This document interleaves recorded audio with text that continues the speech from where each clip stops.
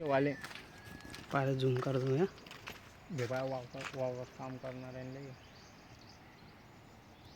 आता दावा ना तिकडून तेवढे झोके दिखतात रे पाय.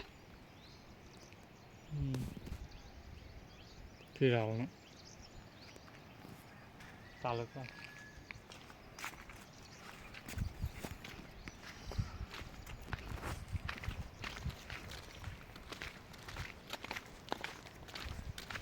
आवाज देत आहे आपले. नदीवर गेले